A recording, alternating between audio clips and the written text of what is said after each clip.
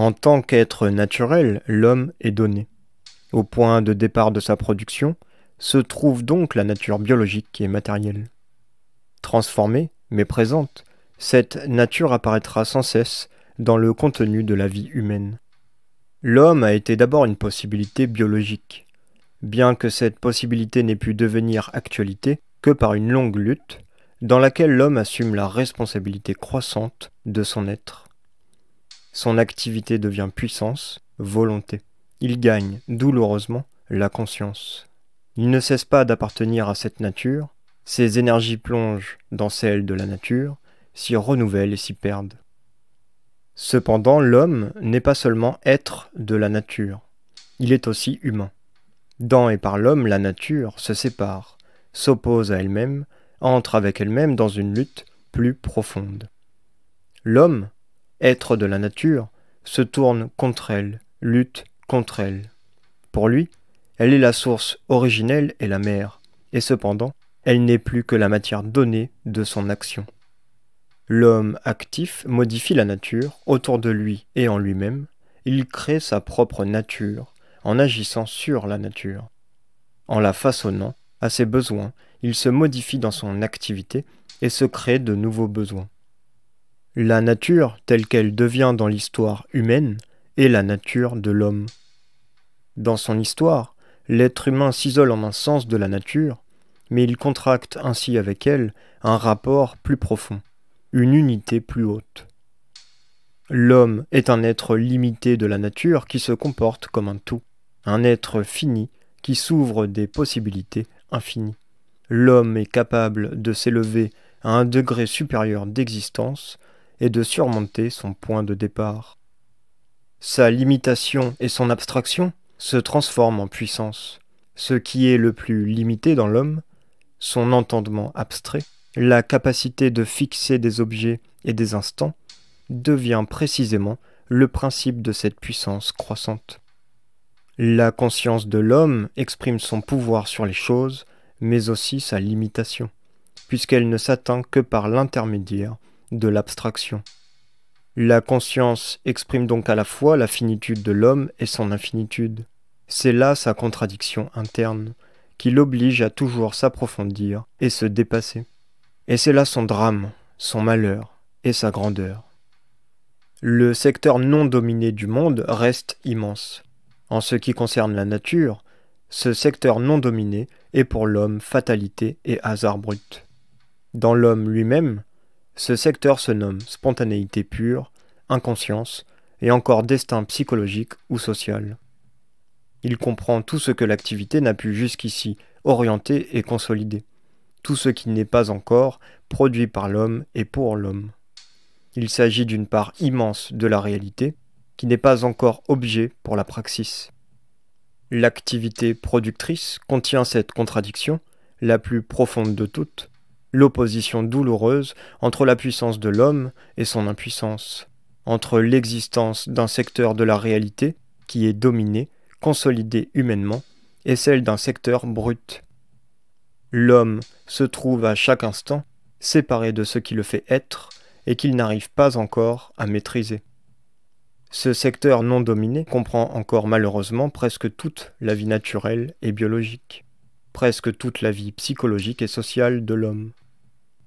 La puissance de l'homme, qui semblait si forte, paraît tout à coup infiniment fragile et menacée. L'attitude envers ce secteur non dominé peut être une exploration par des moyens non scientifiques. Le primitif a eu le sentiment de l'unité du monde à un degré plus haut que l'homme fragmenté de la société moderne. Cette pensée primitive se figure dominer ce qu'elle ne domine pas, elle croit obtenir des résultats avec des techniques arbitraires, les magies. Toutes ces formes de l'activité impliquent une sorte de tentative indirecte pour comprendre et gouverner le monde non dominé.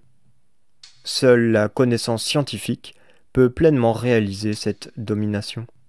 La présence du secteur non dominé est plus fascinante, plus effrayante pour nous que pour le primitif. Il semble qu'il faille à tout prix, et par tous les moyens, s'approprier le secteur non dominé. L'activité mythique persiste donc. On ne se contente pas davantage de son expression esthétique, on veut encore se le représenter, se consoler en lui ou encore le désarmer, le rendre inoffensif. D'où la persistance de la religion, d'où encore l'invention de nouveaux mythes et de nouvelles magies. L'homme est donc à l'origine un humble fragment de la nature, un être biologique faible. L'homme n'est plus et ne peut plus être la nature, et cependant il n'est qu'en elle et par elle. Cette contradiction est reproduite et approfondie au cours même du processus qui doit aboutir à la dominer. L'homme est activité créatrice, il se produit par son activité. Son activité domine peu à peu la nature, mais alors cette puissance se retourne contre lui, prend les caractères d'une nature externe et l'entraîne dans le déterminisme social qui lui inflige de terribles épreuves. Soumis à la brutalité biologique, l'homme s'oppose non moins brutalement à cette brutalité, dans le droit, la morale et la religion. L'homme naît et se réalise dans ce qui est autre par rapport à lui, dans ce qui le nie et qui l'unit, et qui cependant lui est intimement uni, la nature. Mêlé à elle, cependant peu à peu puissant sur elle, il se crée une nature humaine. Le labeur humain humanise la nature autour des hommes, et la nature s'intériorise humainement en devenant vitalité lucide, énergie instinctive délivrée des limitations de l'instinct naturel et passif.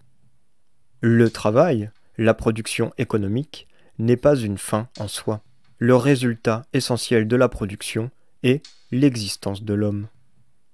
L'histoire sociale est l'histoire de l'appropriation par l'homme de la nature et de sa propre nature. Le travail social et l'activité économique sont des moyens de cette appropriation. L'homme économique doit être dépassé pour que se manifeste la liberté de l'homme total. L'homme total est toute nature. Il enveloppe en lui toutes les énergies de la matière et de la vie, tout le passé et l'avenir du monde, mais il transforme la nature en volonté et en liberté.